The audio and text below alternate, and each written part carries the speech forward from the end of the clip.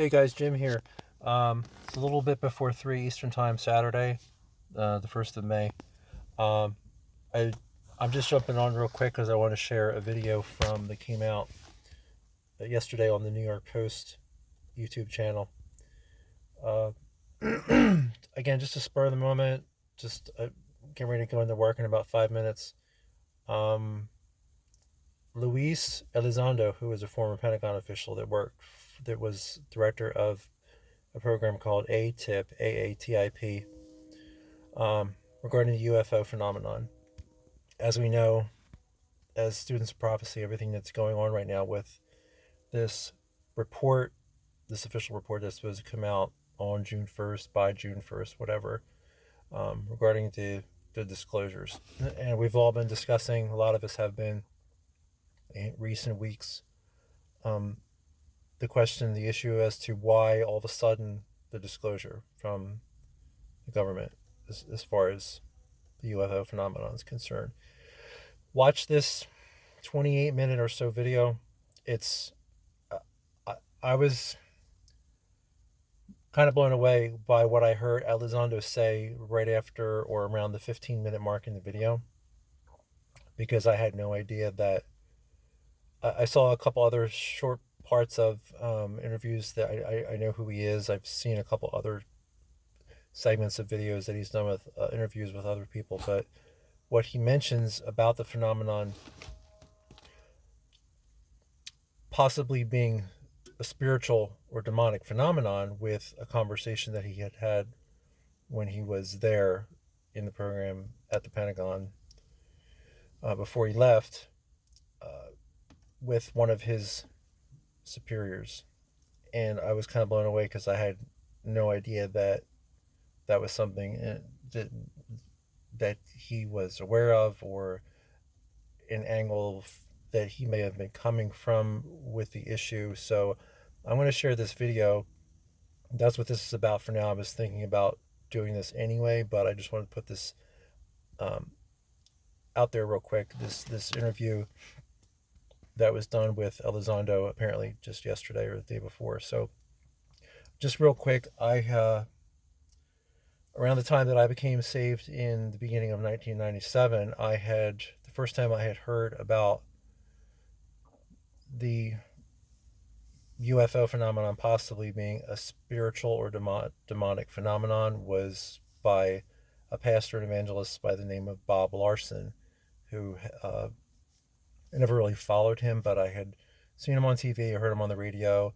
There was a book that came out 20 plus years ago called UFOs and the Alien Agenda. I never read it, but the point is that the first time I heard about UFOs, I never believed in little green men or like three-dimensional aliens from actual other planets out there in the solar system. Because my mom, from the time I was very little, I remember her saying that we're unique. God created the universe. God created the heavens and the earth and human beings. And really, I believe that. I still believe that if there were physical three-dimensional aliens on a physical terrestrial other planet out there in the universe, then we would have to throw our Bibles away, and I still believe that. So just looking at it from a high-level perspective, like I do with most things, Elizondo goes through this list of these 5 variables, these 5 factors that are the observables that he says, the way that they perform the things they do. Years ago, I listened to several messages from the late Chuck Missler, who was an expert on the topic. And my takeaway, again, I've always been fascinated with the topic, but really you don't have to get that far into it to realize that what's going on is otherworldly, is a phenomenon. It has nothing to do with any technology that is on the earth from a foreign adversary or government or whoever. It has nothing to do with three-dimensional little green men from another physical world out there in the universe. It's very much what the things that are observed very much suggest a spiritual phenomenon, and it's crazy. And the point of all this is that it's crazy and it isn't crazy, because as believers we know that there is something called spiritual warfare. We know that there are other dimensions, okay, outside of the three-dimensional universe that we live in. And like Elizondo says, we base our perception of the universe and everyday life on our five senses: sight, hearing, sound, touch, and taste. And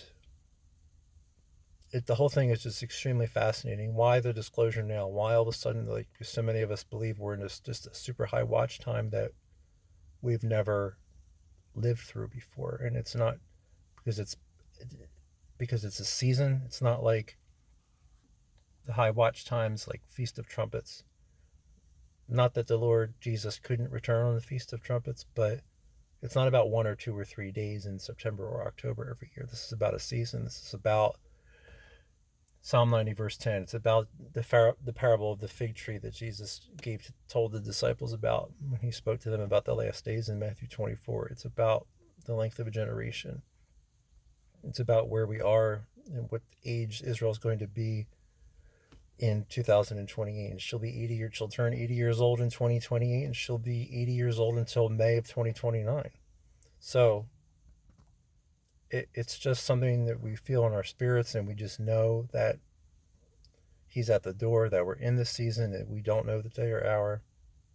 It's important to be right with God, to know if you died today, you would go to heaven. If the rapture happened today, that you would go to heaven. But this, we believe, by and large, as students of prophecy, that the rapture will very much be blamed on the UFO phenomenon, the alien agenda, as it were.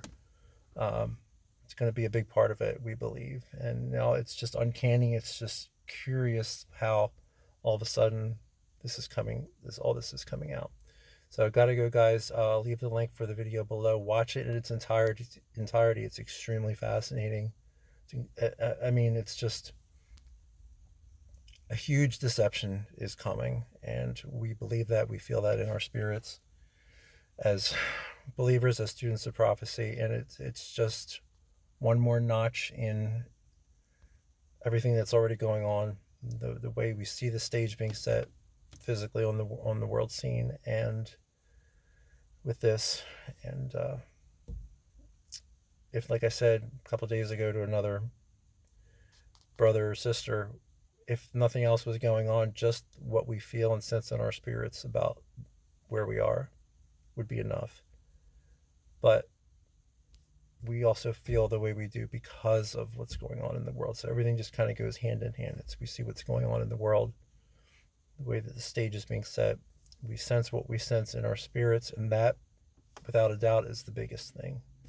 Because there's been other seasons that have come and gone, like for me, since the summer of 2012, when this journey for me started, when I felt led to start an informal sort of ministry on Facebook. Never had a YouTube channel before. This is my 4th video, I think. So I'm going to put this out there. Again, go to the link in the description for the New York Post YouTube channel. Watch this interview. It's extremely interesting. Share this video with your friends and loved ones. Thank you for watching. God bless you guys. Thank you for all your support.